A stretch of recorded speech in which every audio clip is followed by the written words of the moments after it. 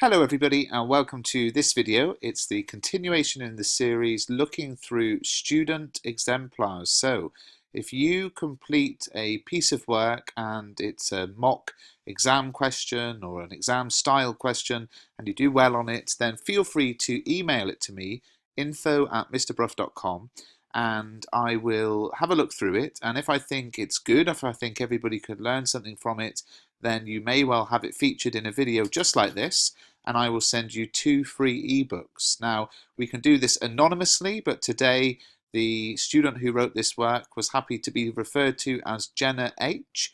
So this is a Frankenstein question based on an extract from chapter 8, and we're going to have a look through it together. As always, I think there are some great things about this answer and some things that could maybe be developed and improved upon, which is the best type of work to show to everybody.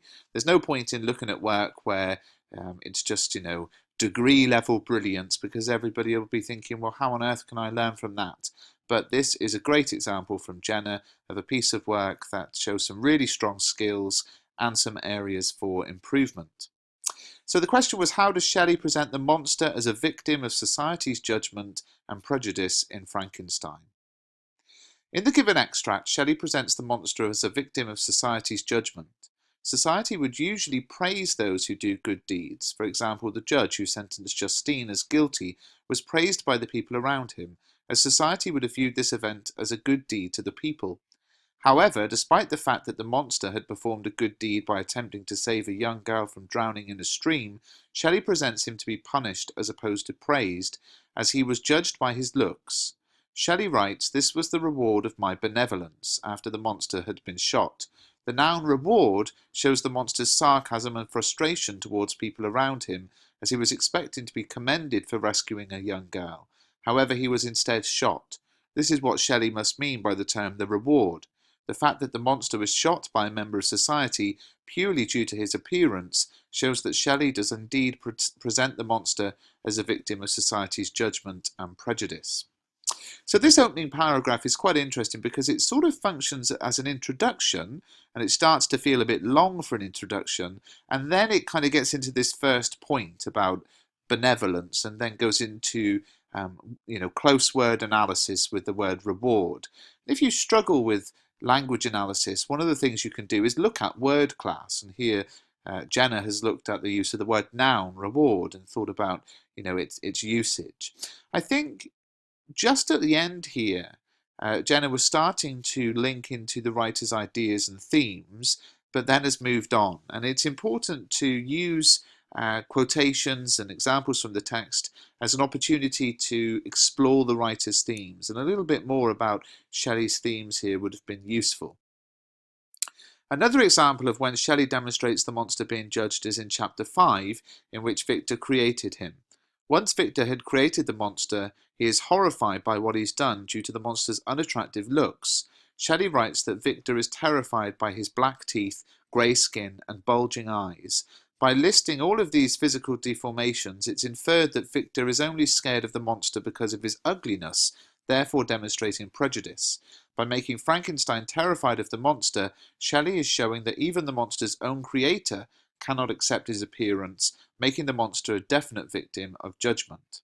So as you can see, Jenna's constantly using the wording of the question to make sure that she doesn't drift away in her analysis. That's what I see a lot working with students, is that students tend to drift away from the question and end up just writing things that they know about the text. And it's a very common thing. It's the sort of thing that we all tend to do, because we sort of struggle and think, oh, I'm not sure what to write here. I know what I'll write. I'll write what I know.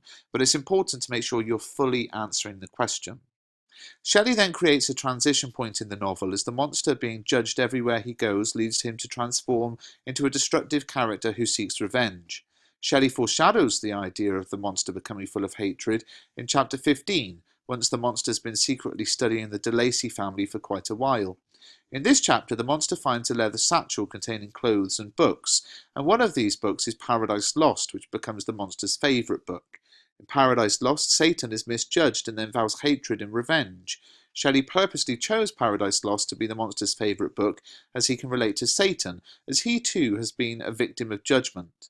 Now, what I love about that bit, we're just pausing there because this is mid-paragraph, but this is a great example of being able to reference a part of the text with a quotation, but actually not needing to memorize a lot, because if you can remember the title of the book, Paradise Lost, that's the only quotation used in this paragraph so far. The rest is just a reference, but it's obviously a very specific and focused reference. It's a good example of how you don't need to memorize loads of quotations to be able to answer a question well.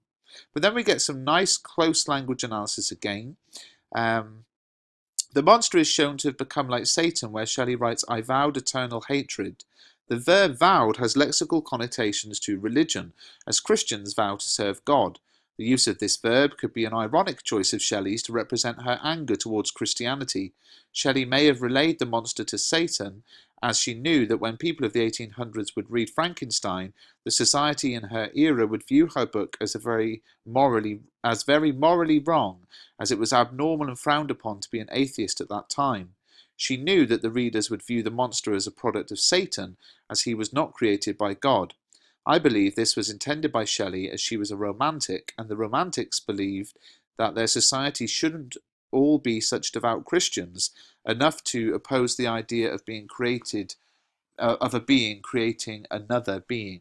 So here's some lovely link to context. It's not just, oh, I remember this thing about Paradise Lost. It's linking the symbolism of Paradise Lost and the story it tells about the devil and linking it to the monster and society at the time in a very sophisticated way, and definitely the best part of the answer.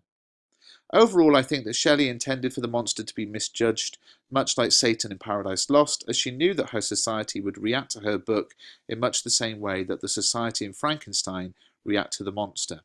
So, it's a nice answer, and I think the best bit is definitely this last third of the answer about the context. There was an opportunity to delve into structure analysis in terms of sentence structure in the second part. The language analysis is strong throughout, but there were just opportunities to sort of go deeper into the writer's ideas and themes. And I thoroughly enjoyed reading it, thanks to Jenna. If you want your work featured in a video, it can be anonymous, it can be named, whatever you like. Send it to info@mrbruff.com. Tell me what mark you got for it. Include the extract as well, please. That'll really help when we're looking at the work in the next series of videos.